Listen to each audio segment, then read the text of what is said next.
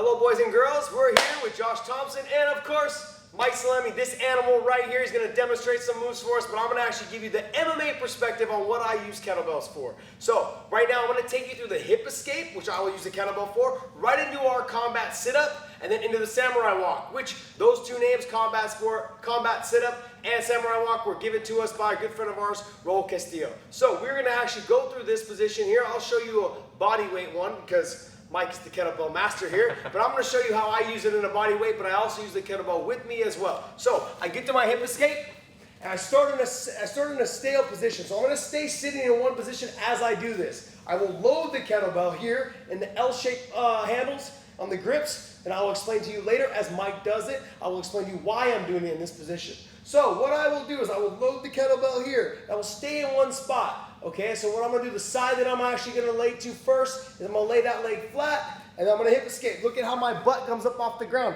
There's a gap between me here.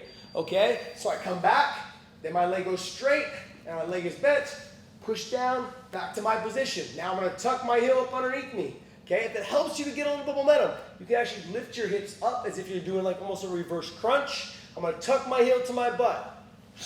Sit up in my combat position. We're going to go right into the samurai walk, which I will help you describe when Mike Salemi does it. You guys got it? So here goes with Mike, and he's going to walk you through with the kettlebell in hand. All right, so we're going to start off with the exact same grip that Josh was talking about. So this is the L grip, where the thumbs are driven through the handle, and then the hands wrap over the sides, just like that. So the reason why we're going with the L grip is I want to have the L grip on the hips, okay, close to the pelvis, so then there's no way I can get wrist locked. So when we do this position, okay, so anytime I do this position here, okay, which is like more of a shell hand, I can potentially be wrist locked. So if the guy hugs me and pulls me close while I'm trying to bridge or push him off of me, I can get wrist locked from that position. So I go L shape right on the hips, right here at the pelvis, so then anytime he tries to pull in, my wrists fold out, and I don't get wrist locked. So Mike's gonna go ahead and roll back to his back, loads the kettlebell here on his hips as if somebody's on top of him.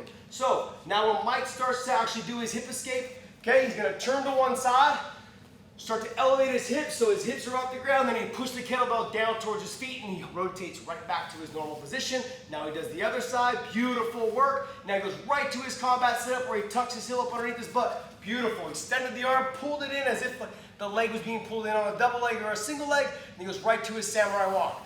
Now watch what he does when he does his samurai. He's tucking that other heel up underneath his butt from that position. Beautiful job.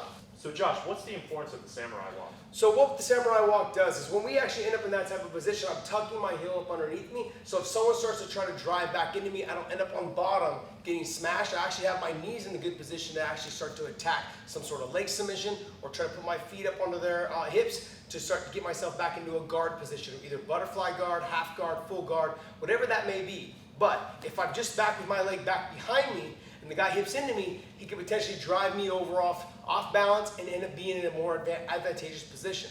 So what I'm trying to do is I'm tucking my heel up underneath me. If he starts to pass, I'm able to actually scoot out from underneath him or at least bring my knees up to start to defend myself in a nice little knee shield type guard. That's the benefits of getting into a samurai walk. Excellent. Thank you for explaining.